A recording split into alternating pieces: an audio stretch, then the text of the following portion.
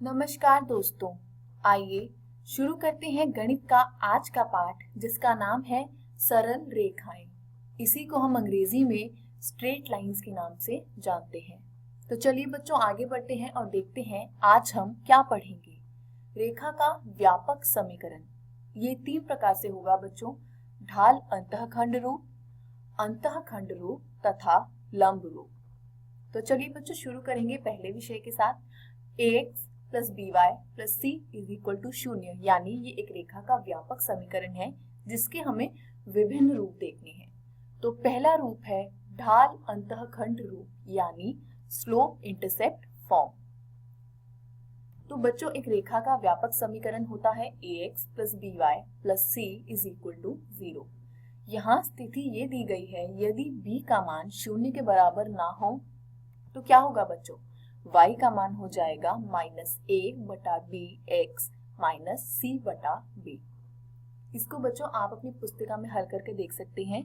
by को रहने दीजिए आप वाम पक्ष में ही, और जब आप ax और c को दाएं पक्ष में भेजेंगे तो होगा -ax और -c। केवल y को यहाँ रखते हुए जो y का जो गुणांक है उसको हम नीचे भेज देते हैं दाएं पक्ष में, तो वो भाग में चला जाएगा और हमको प्राप्त हो जाएगा y बराबर -a/b गुना x माइनस c/b। आगे बढ़े तो हमने देखा कि हमारे पास एक व्यापक रूप है ढाल अंतःखंड रूप का, जिसमें होता था y is equal to mx plus c। अब यदि मैं इसको समीकरण 1 मान लूं, समीकरण 1 जो दे रखा है और जो हमने प्राप्त किया था y बराबर -a/bx माइनस cb, इन दोनों की यदि मैं तुलना करती हूँ तो m का मान प्राप्त होता है -a/b और c जो कि अंतःखंड है उसका मान प्राप्त होता है -c/b। हम जानते हैं कि समीकरण 1 उस रेखा की ढाल अंतःखंड रूप है जिसकी ढाल -a/b और y अंतःखंड जो है वो -c/b है। आगे बढ़े तो हमने देखा कि यदि b 0 के बराबर हो जाए तो हमारे पास क्या बचेगा बच्चों, हमारे पास समीकरण बचेगा ax plus c is equal to 0। आप ax को वाम पक्ष में ही रहने दीजिए और c को दाएं पक्ष में ले जाइए तो वो हो जाएगा -c। केवल x को वाम पक्ष में रखते हुए बराबर में हम क्या प्राप्त कर सकते हैं, -c/a, जो कि एक रेखा का समीकरण है जिसकी ढाल अपरिभाषित है और x अंतःखंड का मान -c/a है। आगे बढ़े बच्चों तो देखते हैं हम दूसरा रूप अंतःखंड रूप यानी इंटरसेप्ट फॉर्म। यदि c 0 के बराबर नहीं है तो ax plus by plus c बराबर 0, जो कि एक व्यापक रूप है, रेखा का समीकरण है, उसको हम कैसे लिख सकते हैं बच्चों, x बटे में -c/a प्लस y बटे में -c/b बराबर 1। इसको बच्चों आप हल करके देख सकते हैं। ax प्लस by ऐसे ही रहने दीजिए और c जो है उसको दाएं पक्ष में ले जाइए, तो आपका जो समीकरण होगा वो बन जाएगा ax प्लस by बराबर -c। कुछ नहीं करना है बच्चों, फिर x और y इसको हमें जो -c है उसको भाग में ले आना है वाम पक्ष में, तो वो -c x और y दोनों के ही नीचे आ जाएगा और a b से फिर उस पूरे को भाग दे दीजिए। अब यहाँ पर इसको हम इस समीकरण से तुलना करेंगे जो व्यापक रूप होता है अंतःखंड रूप का, x/a प्लस y/b बराबर 1। ऐसा करने पर हमें x अंतःखंड जो a है, छोटा a, उसका मान प्राप्त होता है -c/a और जो b यानी जो y अंतःखंड है वो बराबर हमें प्राप्त हुआ -c/b। इसको हम मान लेते हैं समीकरण 1। तो हम जानते हैं कि समीकरण 1 उस रेखा के समीकरण का अंतःखंड रूप है जिसके क्रमशः x अंतःखंड -c/a और y अंतःखंड -c/b है। आगे बढ़े तो हमने देखी एक और स्थिति कि यदि c 0 के बराबर हो जाए तो समीकरण जो है हमारा वो कुछ इस प्रकार का हो जाएगा, ax प्लस by बराबर 0।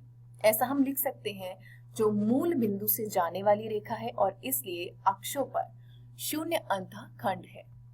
इस पर आधारित बच्चों कर लेते हैं एक उदाहरण।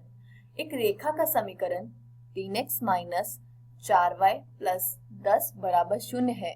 इसकी ढाल x और y अंतःखंड हमें ज्ञात करने हैं। तो दिया हुआ समीकरण सबसे पहले लिख लेंगे 3x minus 4y plus 10 is equal to 0। अब इसको हल करने पर बच्चों समीकरण आपको प्राप्त हो जाएगा कुछ इस रूप में, y बराबर 3/4x जमा 5/2। इसको मान लीजिए समीकरण 1। अब इसकी तुलना यदि मैं ढाल बिंदु रूप से करूं तो वो होगा y is equal to mx plus c। तो m का मान यहाँ हमें प्राप्त हो गया 3/4 तथा c का मान हमें प्राप्त होगा 5/2। पर पहले प्रश्न में केवल हमको ढाली निकालनी थी तो हमने वहीं तक किया। अब इस समीकरण को हम इस प्रकार से लिखेंगे कि हमें अंतःखंड प्राप्त हो। तो बच्चों आपको सिखाया था जब c का मान शून्य ना हो तो क्या करना है, c को ले जाएंगे हम दाएं पक्ष में। यहाँ c का मान 10 है, 10 को जब मैं दाएं पक्ष में लेके जाऊंगी तो वो होता है -10। समीकरण किस प्रकार से लिखना था बच्चों, -10 दोनों तरफ रहेगा, x के नीचे भी y के नीचे भी, और 3 और 4 से भाग देना है।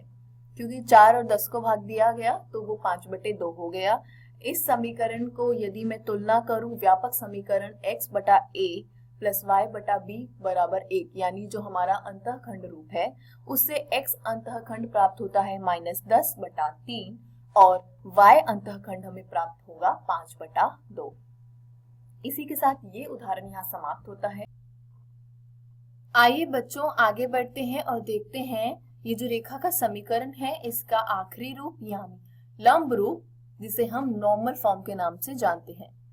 तो मान लीजिए कि एक समीकरण ax plus by plus c बराबर 0 या ax प्लस by बराबर -c। बच्चों यदि c का मान 0 के बराबर ना हो तो आप जब उसको वाम पक्ष से दाएं पक्ष की ओर लेके जाएंगे तो हमें प्राप्त होगा ax प्लस by बराबर -c। इससे निरूपित रेखा का जो लंब रूप होगा वो होगा x cos omega plus y sin omega बराबर p। इसलिए दोनों समीकरण जो होंगे वो समान होंगे, अतः a बटा cos ओमेगा बराबर b बटा sin ओमेगा बराबर -c बटा p। इसको जब हमने आगे हल किया तो देखा कि cos ओमेगा का हमें मान प्राप्त हुआ -ap बटा c और sin ओमेगा का जो हमें मान प्राप्त हुआ वो हुआ है -bp बटा c। अब बच्चों आपने अपनी कक्षा 10वीं में पढ़ा होगा एक पाठ त्रिकोणमिति का परिचय। उसमें आपने पढ़ी होंगी कुछ त्रिकोणमितीय सर्वसमीकाएं जैसे sin square theta plus cos square theta बराबर 1। यहाँ पर आपको sin स्क्वायर ओमेगा और cos स्क्वायर ओमेगा दे रखा है। कुछ नहीं करना बच्चों, sin ओमेगा का मान डाल दीजिए -bp बटा c और cos ओमेगा का मान डाल दीजिए -ap बटा c। उनके वर्गों का योग लेंगे तो हमें प्राप्त हो जाएगा कि p स्क्वायर का मान आता है c स्क्वायर बटा a square plus b square. ये जो है बच्चों p स्क्वायर का मान था। यदि मैं p का मान प्राप्त करना चाहूं तो वो हो जाएगा प्लस माइनस c बटा √a square plus b square. यहाँ से हमको cos ओमेगा और sin ओमेगा का जो मान है वो प्राप्त हो जाएगा। बच्चों आप यहाँ वीडियो को पॉज करके इन सभी जो आपके समीकरण बनते जा रहे हैं इनको अपनी पुस्तिका में स्वयं हल कर कर देख सकते हैं। इस प्रकार समीकरण ax plus by plus c बराबर 0 का जो लंब रूप है वो आता है x cos omega plus y sin omega बराबर p, जहाँ cos ओमेगा बराबर प्लस माइनस a बटा √a square plus b square, sin omega बराबर प्लस माइनस b बटा √a square plus b square और p बराबर प्लस माइनस c बटा √a square plus b square. चिन्हों का उचित चयन इस प्रकार किया जाता है कि p धनात्मक रहे। तो बच्चों आप इसमें जो cos ओमेगा sin ओमेगा इसमें जो चिन्ह है आप इस प्रकार से देखेंगे कि p का जो मान आए वो धनात्मक आए। तो चलिए बच्चों आगे बढ़ते हैं और देखते हैं इसी पर आधारित एक उदाहरण में कहा गया है कि एक समीकरण है √3x प्लस y माइनस 8 बराबर 0। इसको लंब रूप में रूपांतरित करना है और p तथा ओमेगा का मान ज्ञात करना है। आगे बढ़े तो हमने देखा हल।